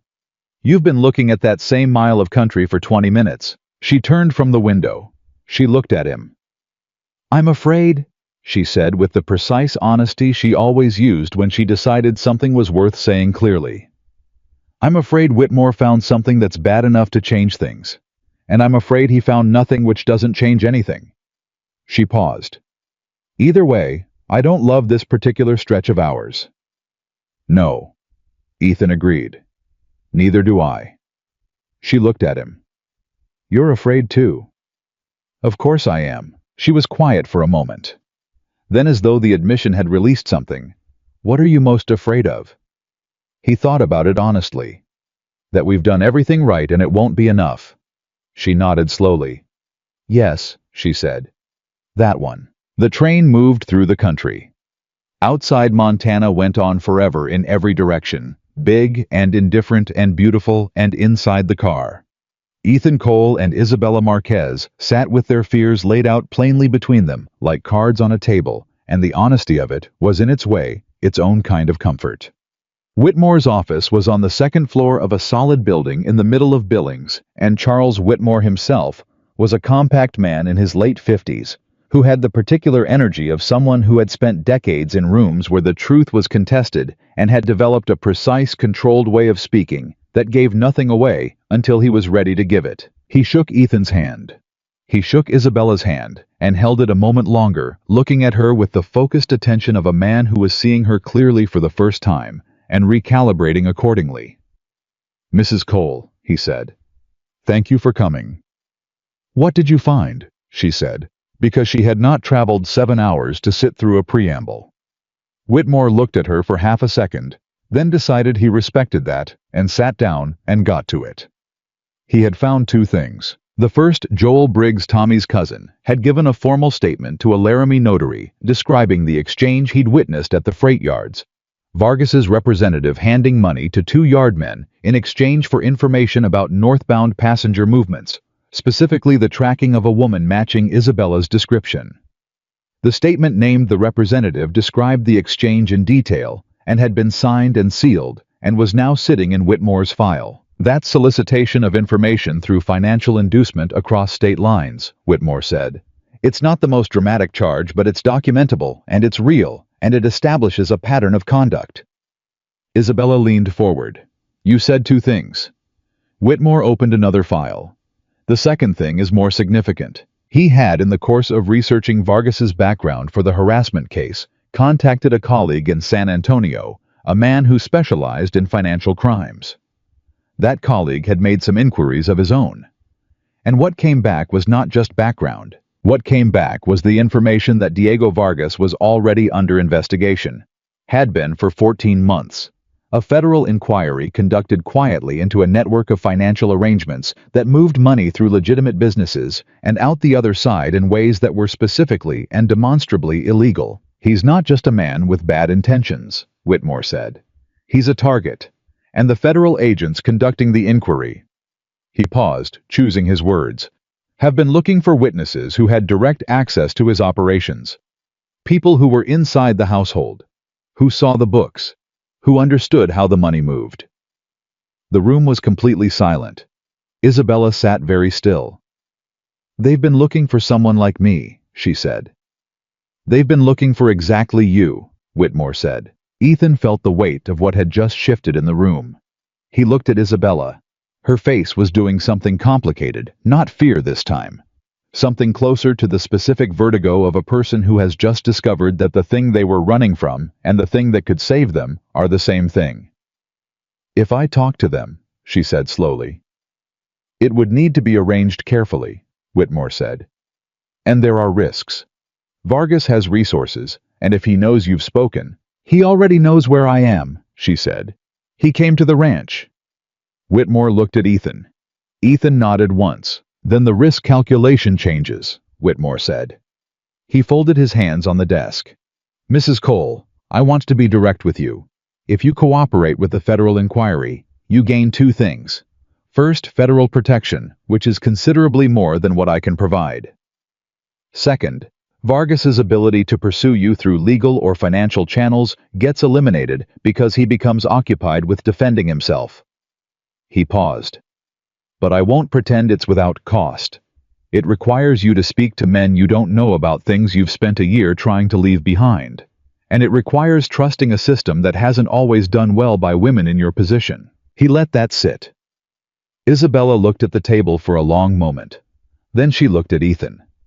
He met her eyes and said nothing because he understood that this decision was not his to influence. He was there. That was all she'd asked of him, and it was all he was going to offer. "Set the meeting," she said. They stayed in Billings 2 nights. The first night they sat in the hotel's small dining room and ate a quiet dinner and talked about nothing consequential. The ranch, the cattle numbers. What Carl was probably feeding the horses without supervision, and it was the specific kind of ordinary conversation that people have when they're standing next to something enormous and need something small and real to hold on to. "You're certain about this," Ethan said. "Not a question, an offering." "I'm not certain about anything," she said. "I'm decided. Those are different things." "What's the difference?" She looked at her hands on the table. "Certain means you know it's right before you do it. Decided means you've chosen it anyway." She looked up. "I've been running for a year. I've been afraid longer than that. I am so tired, Ethan." She said it simply without theater. "I want it to be over. I want to stop looking at the North Road." He reached across the table. He put his hand over hers. Not a dramatic gesture, not romantic in any deliberate way, just present and deliberate and there. And she looked at his hand for a moment, and then she turned hers over beneath his and held it. They sat like that for a while. "After this," he said, "whatever comes, I want you to know." "Don't," she said softly. "Not yet." She looked at him. "Say it after, when it's done." A pause. "I want to hear it without anything hanging over it," he nodded, after he agreed. The second day. Whitmore arranged a meeting with a federal agent named Harrison, who was polite and contained and who listened to everything Isabella said with the focused attention of a man who had been waiting for exactly this information. She spoke for 2 hours. She was precise. She did not minimize what she'd seen or dress it up. She gave him dates and names and amounts and the specific structural details of how Vargas moved money through 3 separate business operations, 2 of which she had personally handled correspondence for without understanding at the time what she was handling. Ethan was not in the room for most of it. He sat outside in the hallway on a wooden chair and waited, and it was the longest hours he'd spent doing nothing in years. And when the door finally opened and she came out, she looked like someone who had just put down something very heavy, exhausted in the specific way of relief, not of defeat. "It's done," she said. He stood. "Are you all right?" She thought about it. Ask me in a week, she said. Right now, I think I just need to go home. He registered the word home, and he said nothing about it, and they walked out of the building together into the Billings afternoon. They came back to a ranch that had not burned down, which Tommy reported with some pride. Carl only burned 2 biscuits, Tommy added, which is better than I expected, honestly. Life resumed. Or resumed in a new form, because everything was the same, and nothing quite was. Isabella moved through the house and the barn and the fields with the same focused efficiency, but there was something lighter in her. Not lighter as in less substantial. Lighter as in something that had been pressing from the inside had been released, and the space it left was not empty but open. Ethan noticed. He was always noticing. He'd given up pretending otherwise, at least to himself. He had not said the thing he'd been going to say in Billings. She'd asked him to wait, and he was waiting, and the waiting was its own particular kind of alive, a thing vibrating between them that both of them could feel, and neither of them was pushing. The bank board's ruling came in on a Friday. Ethan was inside when Whitmore's telegram arrived. He read it at the kitchen table with Isabella standing 3 feet away, and he read it twice, and then he put it down and looked at her. The acceleration clause was struck, he said. She went very still. The foreclosure timeline is suspended. We have a standard repayment structure reinstated at the original terms. He looked at the telegram again, as though confirming it was real. Holt's report has been referred to the bank board's ethics committee. Isabella sat down. She sat down in the kitchen chair, not gracefully, not dramatically, just suddenly, like the legs had decided they'd been holding things up long enough. It worked, she said. It worked. She put her hands flat on the table. She breathed. He watched her take 3 very controlled breaths in a row, and then she looked up, and her eyes were bright in a way he hadn't seen before, and she said, "We need to write to Whitmore." "In a minute," he said. "The supplier accounts we should—" "In a minute, Isabella." She stopped. He sat down across from her. He looked at her directly. "We won," he said. "Let that be true for 1 minute before we go back to work." She looked at him. The brightness in her eyes did something complicated. She pressed her lips together briefly. Then she said, 1 minute. 1 minute, he agreed. They sat in the quiet kitchen with the telegram on the table between them, and outside the window. The ranch was alive and intact, and theirs, and for 60 seconds, neither of them moved or planned or calculated anything at all. Then she reached for a piece of paper. He was already smiling when she started writing. The celebration, such as it was, happened that evening. Tommy brought 2 bottles of something that he claimed a friend had made, and which no one examined too closely. Carl produced a cake that was more ambition than execution, but was eaten enthusiastically. Mrs. Hendricks arrived uninvited with preserves and the specific warm authority of a woman who has decided a gathering is happening and has taken charge of making it happen correctly. It was not a large party, it was the right size. Ethan stood by the porch door and watched Isabella in the middle of it. Tommy making her laugh, that real startled laugh that was gone before you could get enough of it. Carl explaining the cake's structural difficulties with tremendous sincerity. Mrs. Hendricks holding her hand and saying something quiet that made Isabella look at the floor for a moment, with the expression of someone receiving something they didn't quite know how to hold. How was watching her? The way he'd been watching her for weeks, openly, unguardedly. The way a man looks at something he has stopped pretending not to value. Mrs. Hendricks appeared beside him. "She's remarkable," she said without preamble. "Yes," Ethan said, not guarded, just true. "You know that, I hope." "I'm becoming aware of it." Mrs. Hendricks looked at him with the particular look of a woman who has been watching people for 60 years and finds most of them predictable. "Don't wait too long," she said. "Men your age think waiting is noble.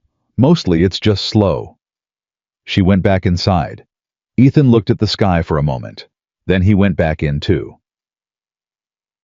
It was past 10 when the last person left and the house was quiet again. Isabella was washing the last of the cups. Ethan was at the table with the lantern low, not doing anything in particular, which was unusual enough for both of them that she noticed it. "What are you doing?" she asked. "Thinking," he said. "About what?" About what I was going to say in Billings. The water sounds stopped. She stood with her back to him for a moment. Then she dried her hands on the cloth by the basin, and she turned around and she leaned back against the counter and looked at him with the careful, open expression she'd developed over the past weeks. The one that was not guarded exactly, but was honest about the fact that honesty cost something. "Say it," she said. He looked at her across the kitchen. "I didn't write to that agency because I needed help with the ranch," he said. "I mean, I did. But that's not the real reason." He held her gaze. "I wrote because I was drowning in a house that used to mean something, and I didn't know how to make it mean something again alone." He paused. "And then you arrived, and in about 3 weeks you made it mean something again, without me even noticing it was happening." Isabella was very still. "I know what this started as," he said. "An arrangement. Practical. I know you didn't come here to stay. And I know you've had people in your life treat you like something to be owned, and I would rather cut off my hand than be another one of them." He stopped, breathed. "So I'm not asking you to do anything. I'm just telling you that you are the most real thing that has happened to me in 2 years. And whatever you decide about what comes next, I need you to know that." The kitchen was completely quiet. Isabella looked at him for a long time. Then she pushed off the counter and crossed the kitchen, and she stopped in front of him close, and she put her hand against the side of his face, her palm warm against his jaw, and she said, "Do you remember what you said to me the night I told you about Vargas? That you were glad I was there, whatever came with it?" "Yes," he said. "I didn't know what to do with that," she said. "No one had ever—" She stopped, steadied. "I've spent my whole life being something people wanted to have, not someone they were glad of." She looked at him. Her eyes were very clear. "I didn't come here to stay. You're right about that. But I stayed. And I stayed because for the first time I understood what it felt like to be seen instead of owned." She was quiet for a moment. "I don't know what I'm doing," she said. "I've never done this. Actually done it without it being survival or obligation or someone else's decision." She looked at him. "But I know that when I think about leaving, something in me refuses. And I've learned to pay attention to the things that refuse." Ethan's hand came up and covered hers where it rested against his jaw. "Then stay," he said. "I'm already staying," she said. And then before either of them could say another word, the front door opened. Not knocked. Opened. And Diego Vargas walked into the house. He was not alone. There was a man behind him, large, quiet, with the specific presence of someone whose function was to stand in a doorway and make it feel smaller. Vargas looked at the room, at the remains of the evening, at the low lantern, at Ethan and Isabella standing together in the kitchen with their hands touching, and he smiled the smile that Ethan had only seen once before, through a gate in the long evening light. "Isabella," he said. His voice was warm. It was the warmth of a man who had decided on the correct temperature in advance and deployed it deliberately. "I've been looking for you." Isabella's hand dropped from Ethan's face. She stepped back, not away from Ethan. She stayed beside him, actually moved slightly closer, but she put space between herself and Vargas, and she looked at him with an expression that was not the fear he expected, and not the defiance he probably also expected. It was something colder than either. "I know you have," she said. "I was worried about you." He looked around the kitchen. "This is not what I imagined for you." "What you imagined for me," Isabella said, "is not something I've considered in quite some time." Vargas's smile held. He looked at Ethan. "And you must be the husband." He said the word with the faintest edge. "She's quite extraordinary, isn't she? I can understand the appeal." Ethan looked at him. He was very calm in the way he'd been calm with Pharaoh in The Feed Merchant, the calm of someone who has already decided where they stand and is not interested in moving. "You're in my house," Ethan said, "without invitation. The door wasn't locked." "It is now," Ethan said, and he didn't look away from Vargas, and his voice didn't rise, and the man in the doorway shifted his weight slightly and then held still. Vargas looked between them. Something in his calculation was adjusting, not obviously, not dramatically, but Isabella could see it. She had spent years reading this man, and she could see the hairline adjustment behind the warm expression. He hadn't expected this. He'd expected to find her alone, or close enough to alone, that the difference didn't matter. He specifically hadn't expected this particular kind of stillness, this specific brand of immovable. Isabella, Vargas said. Come home. Whatever this is, whatever he's told you it can be. Diego. Her voice was very level. I have spoken to federal agents.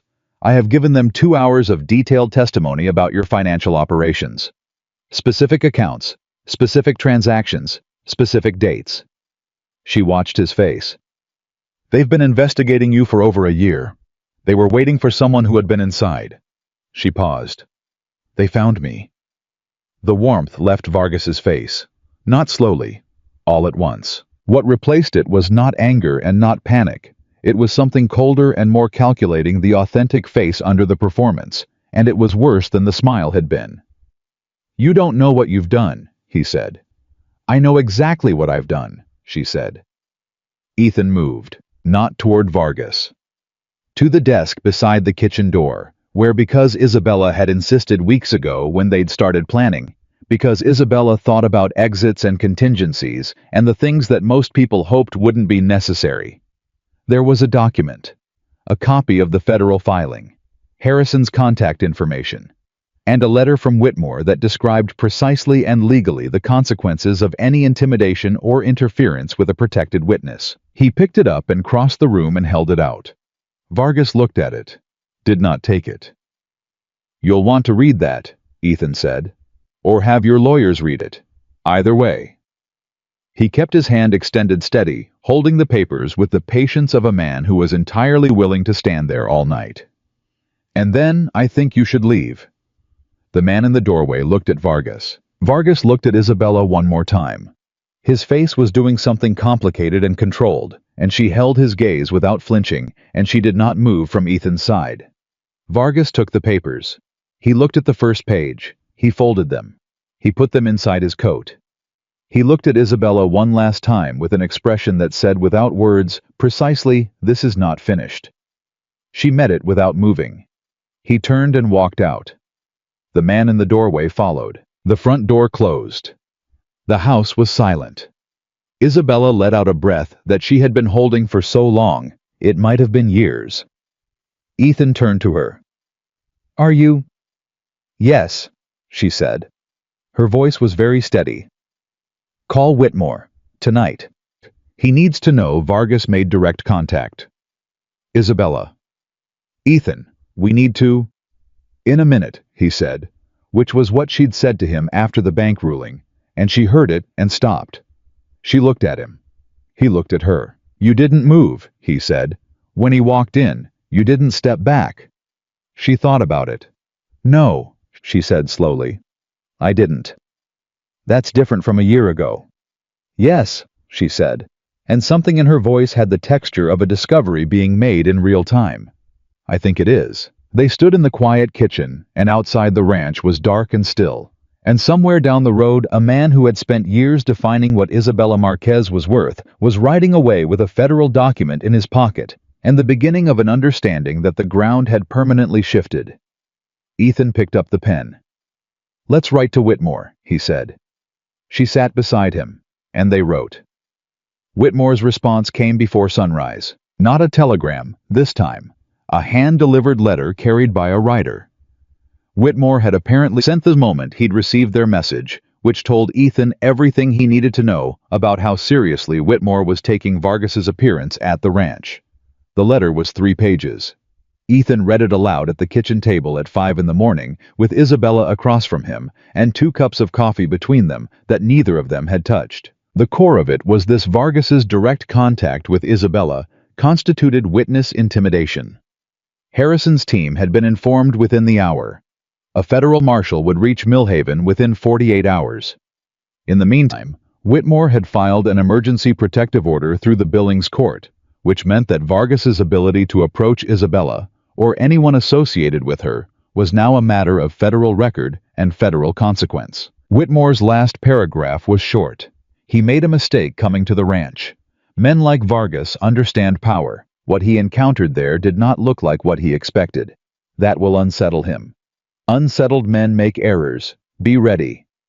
Ethan put the letter down. Isabella had her hands wrapped around her coffee cup, and she was looking at the table, and he could see her processing it, the way she always processed things thoroughly and without theater, working through the implications in sequence before she allowed herself a reaction. "He's going to run," she said. "You think so? He came here to retrieve me or frighten me into silence. He got neither, and now he knows I've already talked." She looked up. Men like Diego don't stand and fight when the odds shift. They move, they reorganize, they find a new angle. And if he runs before the marshal arrives, then it becomes Harrison's problem, not ours. She said it steadily, but he could hear the effort underneath the steadiness, the particular discipline of someone who has spent years calculating exits for other people, and is now for the first time trying to trust that someone else is calculating for her. "Isabella," he said. She looked at him. "It's almost over." She held his gaze. "I know," she said. "That's what frightens me, actually." He tilted his head slightly. "I've been living inside the fight for so long," she said slowly, "that I'm not entirely certain I remember how to live outside it." She looked at the letter. What does a person do when the thing they've been bracing against stops coming? Ethan was quiet for a moment. Then, "I can tell you what I did. When Margaret died and the grief stopped being sharp and started being just ambient. Everywhere. Part of the air." He turned his coffee cup in his hands. "I didn't know what to do with the quiet either. I filled it with work. And then the work started failing too, and there was nothing left to fill it with, and I just sat in it." He looked at her. "Until you arrived and gave me something to build toward instead of just endure." She looked at him for a long time. "We're quite a pair," she said quietly. "We are," he agreed. "Two people who forgot how to live and then accidentally taught each other." The corner of her mouth moved. Not quite a smile. Something more private than a smile. "Accidentally," she repeated. "Mostly," he said. And that one landed, and she did smile fully briefly, and looked away, and the kitchen was warm, and the coffee was going cold, and outside the ranch was just beginning to wake up, and for that particular moment, everything was exactly enough. The federal marshal arrived in 36 hours, not 48. His name was Connors, and he was a tall, weathered man of about 50, who shook hands firmly and spoke in short, informative sentences, and had the quality of someone who had seen enough of the world's worst behavior that very little of it surprised him anymore.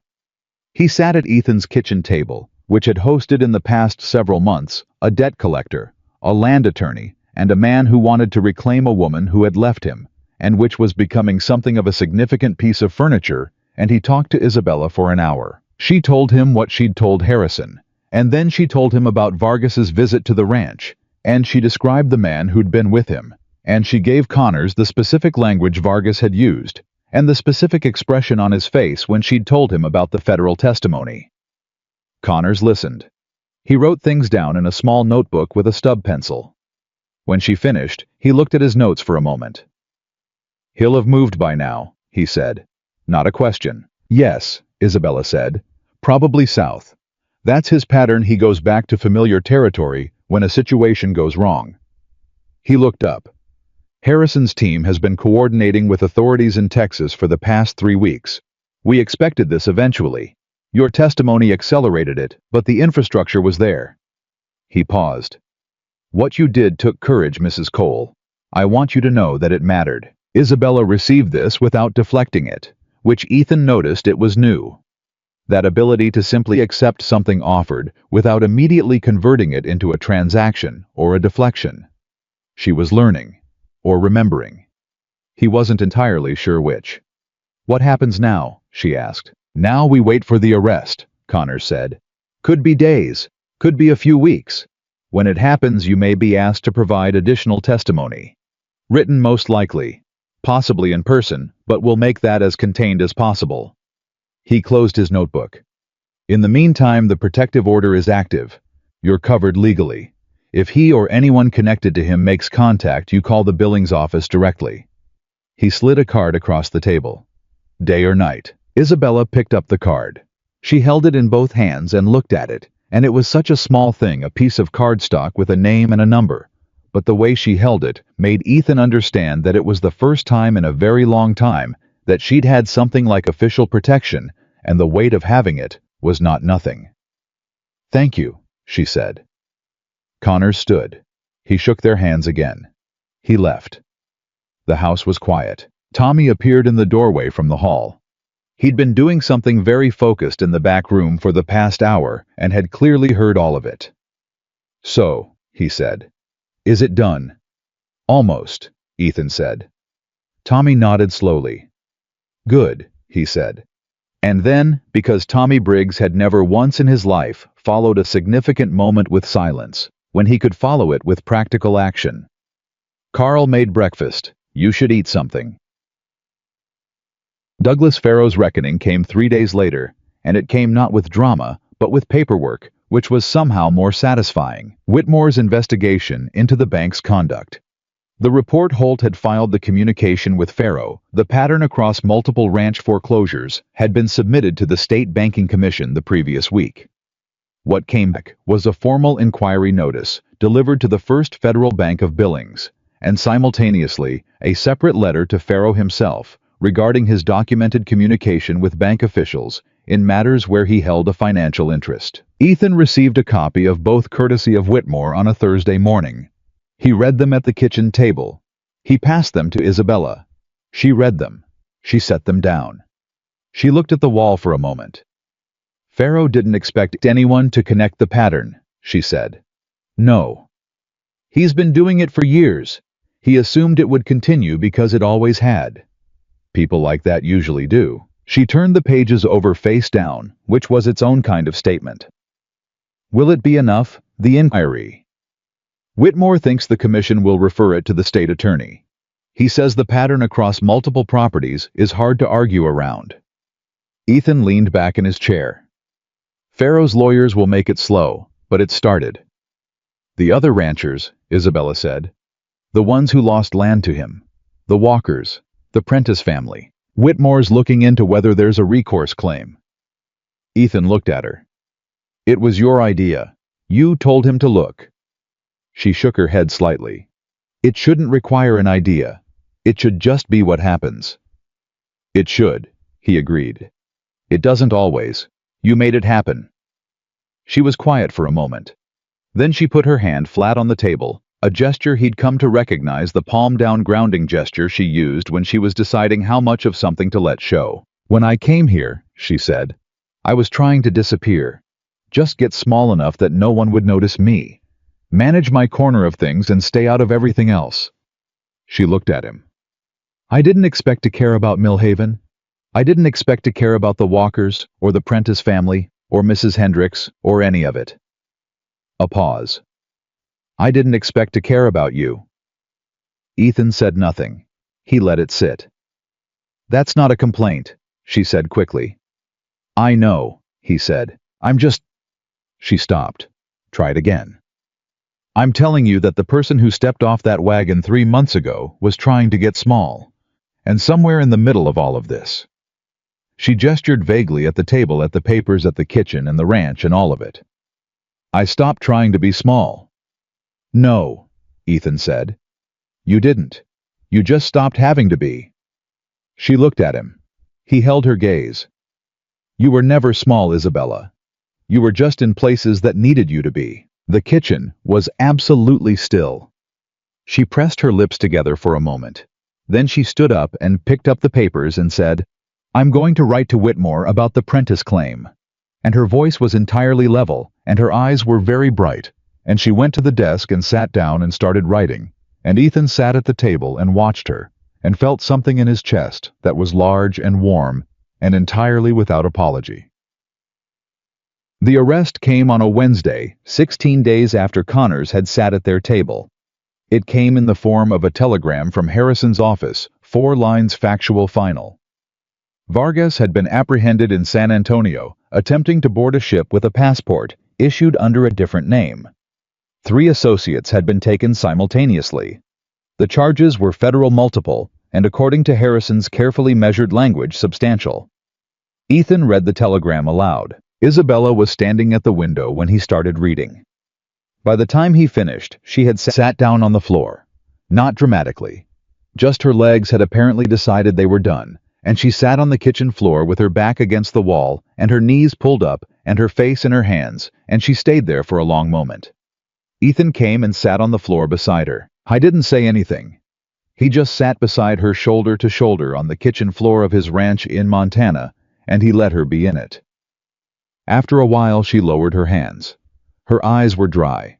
She wasn't crying, or she was past it, or she was somewhere beside it, in the territory that exists when something you've been bracing against for so long finally stops, and the body doesn't know what to do with the absence of the weight. "It's done," she said. "It's done," he confirmed. She turned her head and looked at him. She was very close, sitting on the floor, shoulder to shoulder, the kind of proximity that only happens when you've stopped managing distance. "Say it now," she said. He looked at her.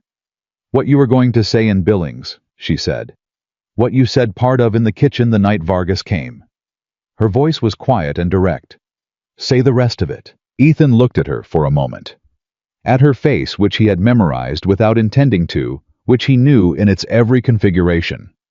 Now the focus and the composure and the rare startled laugh and the way it looked right now, stripped of everything she used to manage the world, just honest and open and waiting. "I love you," he said, simply, without preamble. She didn't move. "Not because you saved the ranch," he said. "Not because you're capable, or because you know how to read a bank document, or because you handled every impossible thing that came at us this winter." He held her gaze. "Because you're real. Because you say true things even when they cost you. Because you stayed on this floor instead of running, and I know what running would have been easier, and you chose not to." He stopped. "I love you because of who you are when no one's requiring anything of you." Isabella looked at him for a long time. Her eyes did the thing that they'd been doing since almost the beginning. The thing he'd watched 100 times, the slow movement from distance toward warmth. But this time, it didn't stop where it usually stopped. This time, it went all the way. "I've never been loved like that," she said. Just plainly, without it being about what I could do, or what I looked like, or what someone wanted me to be. She breathed. "I don't entirely know what to do with it." "You don't have to do anything with it," he said. "It's just true." She looked at him another moment. Then she leaned forward, and she kissed him, not tentative, not strategic, not the performance of something. Just her Isabella choosing this freely for the first time in her life, choosing something purely because she wanted to. When she pulled back, she looked at him with the expression of someone who has just done something irrevocable and is not sorry about it. "All right," she said. "All right," he agreed. They sat on the kitchen floor for another few minutes, side by side, and outside the ranch was loud with morning and life, and the sounds of Carl and Tommy doing something that involved a great deal of disagreement about the correct method, and eventually Isabella said, "We should probably get up," and Ethan said, "Probably," and neither of them moved for another minute, and then they did. Spring came to the Cole Ranch, the way it comes to Montana, not gently, not gradually, but decisively, like a door opening. The land that had spent the winter locked and gray and enduring suddenly had opinions. The cattle were restless with good health. The chicken count had reached 16. The fence lines held. The supplier accounts were current. The grain stores were adequate, and then more than adequate. Whitmore sent a formal letter in March, confirming that the bank's acceleration clause had been permanently invalidated, that Holt had resigned under pressure from the Ethics Committee, and that the state attorney had opened a formal investigation into Pharaoh's land acquisition practices. 2 families, the Prentices and a family named Gerber, that Ethan hadn't mentioned, but Isabella had found in the county records, had been connected with a land reclamation attorney. The letter sat on the kitchen table for 2 days before either of them moved it. People from town came and went more now. The ranch had become something different in Millhaven. Not a cautionary story about a broken widower, barely holding on, but something more complicated and more interesting. The kind of place where things happened, and people who showed up found themselves caught up in the momentum of it. Mrs. Hendricks came weekly. Carl had become permanent staff and brought his younger brother on for the spring work. Tommy had started teaching a neighbor's son about livestock management on Saturday mornings. Isabella noticed all of it. She tracked it with the same attention she tracked everything.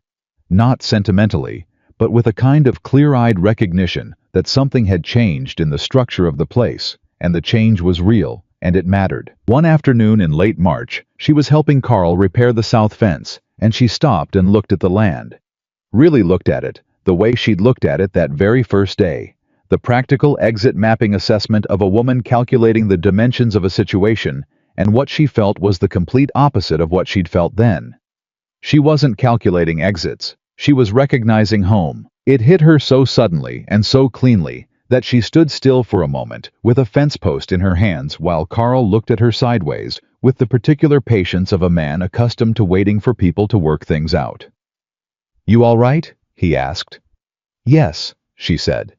And it was the truest version of those two words she'd spoken in years. It was Ethan who found her that evening sitting on the porch steps with the ranch quiet around her and the sky going wide and pink in every direction. He sat down beside her, shoulder to shoulder the way they'd taken to sitting, not because there wasn't space, but because the proximity had stopped requiring justification and had simply become the natural configuration. "Carl said you stopped working and stared at the fence for 2 minutes," he said. "Carl exaggerates. He said it was closer to 3. She smiled. "I had a moment. A good one or a bad one?" She thought about it. The kind where you realize something that was already true. She looked at the land. "I've been thinking about the day I arrived. I stood in this yard and I assessed it where the fence was failing, where the water trough was leaking, how far behind everything was." "I remember," he said. "You told me you wanted to see the barn before the house. I was calculating what I'd gotten myself into." She paused. "I do that when I'm afraid. I inventory. I find the problems and I map them because it gives me something to do with the fear that isn't just feeling it. And today I looked at the land and I didn't calculate anything." She turned to look at him. "I just knew it. The way you know a thing that belongs to you. Not as a possession, as a place that has your shape in it." She looked back at the ranch. "I didn't know I was looking for that. I didn't know that was something I was allowed to find." Ethan was quiet for a moment. "You know what I remember about the day you arrived," he said. "What? I thought you'd be gone in 2 weeks." He paused. "I was so certain you'd leave that I didn't let myself look at you directly for the first 3 days. I thought if I didn't invest too much attention, it wouldn't cost as much when you went." She looked at him. "Ethan." "I know," he said. "I was wrong." "You were catastrophically wrong," she said, and the warmth in her voice made it entirely clear that this was not a criticism. He took her hand. Not dramatically, just his hand finding hers in the space between them, the way it had been doing for weeks now, natural and certain, and without requiring any particular decision. "I want to ask you something," he said. She waited. "The arrangement we made," he said, "when you arrived, the legal and practical and no promises version of this." He paused. "I'd like to renegotiate it." She looked at him. Something in her face did the slow, private movement toward warmth that he loved, that he'd been watching since almost the beginning, that still arrived with the force of something new every single time. "What terms are you proposing?" she said. "No arrangement," he said. "No structure, no contract." He looked at her directly. "Just this. Just us. Permanent." She was quiet. "I know you didn't come here to stay," he said. "You've said that. I know what it cost you to stay. I know you're still learning what staying feels like without it being obligation." He held her gaze. "I'm not asking you to decide because of what you owe me or the ranch or any of it. I'm asking because it's what I want, and I think it's what you want too, and I think we've both spent enough of our lives doing things because we had to, instead of because we chose to." Isabella looked at him for a long moment. The light was going gold over the ranch. Somewhere in the yard, Carl and Tommy were having their daily disagreement about something entirely inconsequential. The cattle were settling, the chickens were in, the fence lines held. "I didn't come here to stay," she said. He waited. "But I'm staying," she said. "Not because I have to, not because it's safe, not because I have nowhere else to go." She looked at him with the full, clear, unguarded honesty that she'd been learning to offer and he'd been learning to receive. Because this is where I want to be. Because you're who I want to be beside. Because for the first time in my life, the place I'm standing and the life I'm living are the same thing. She laced her fingers through his. So yes, she said. Renegotiate the terms. I accept. He looked at her for a moment that was quiet and full and entirely sufficient. Then he said, good. And she said, good. And they sat on the porch steps of the Cole Ranch in the long Montana evening, with their hands joined, and the land alive around them, and the particular piece of people who have fought hard for something, and found it worth every inch of the fight. The months that followed were not perfect. There were hard weeks when the money was tight again, and the tension of it lived in the house like weather. There was a hearing in Billings in May that required Isabella to give testimony one more time in a formal room with formal men about things she'd worked hard to leave behind, and she came home from that and didn't talk for an evening, and Ethan made dinner and left her alone with it, and that was the right thing, and she told him so the next morning. There was a letter from the Prentice family in June, thanking them for the role Whitmore's filing had played in opening their reclamation case, and Isabella read it 3 times before she folded it carefully and put it in the desk drawer where she kept the things that mattered. There were ordinary days, long ones, physical ones days, that asked everything from both of them, and paid back in the specific satisfaction of work done well on land that was theirs. And there were the evenings, the kitchen table with the lamp low, the porch in the long light, the quiet of 2 people who had learned to be in the same space without filling it unnecessarily, who had learned each other's silences as well as their words, who had built without planning to build it, without a blueprint, out of desperation and practicality, and something neither of them had been looking for, a life that was genuinely, irreversibly their own. By fall, the ranch had become something it had not been in years. Full, not wealthy, not without its difficulties, but full of work and people and the specific hum of a place that is being cared for and that returns the care. 3 permanent hands. A supply arrangement with 2 neighboring properties that benefited everyone involved. A name in Mill Haven that meant something different than it had meant when the year began. And on a quiet October evening, Ethan came in from the North Field and found Isabella at the kitchen table not working, just sitting with a cup of tea, and the lamp turned low, and she looked up when he came in with the open, easy expression that had become her natural face in this house, the one he'd watched emerge slowly from underneath all the discipline and the distance, and he thought, not for the first time, but with the same force every time, that he had no idea how to account for the fact that she was here. He sat down across from her. I thought I lost everything when Margaret died, he said. She looked at him. I told myself the ranch was the thing I was holding on to, the promise I'd made. He held her gaze. But I think I was holding on to the wrong thing. I think I was holding on to grief because I didn't believe I was allowed anything else. He paused. And then you arrived and made me believe something else was possible. Not instead of everything I lost. In addition to it. She set her cup down. She looked at him with the full weight of her attention, which was, he had learned, one of the most significant things she gave. I came here to survive, she said. That was the entire plan. Survive and disappear and be small enough that the world forgot to come looking. She held his gaze. And instead I found out that I was allowed to take up space. That I was allowed to matter. That someone could look at all of me, the difficult parts, the frightened parts, the parts that made men want to own me and choose me anyway. Her voice was steady and certain. You did that. This place did that. I am not the same person who stepped off that wagon. No, he said. Neither am I. She reached across the table. He took her hand. Outside the window, the Cole Ranch settled into the evening, alive, intact, and belonging to 2 people who had found each other in the wreckage of their separate losses and built something neither of them had known they needed until they were already inside it. They had not come to each other easily. They had not come to each other cleanly.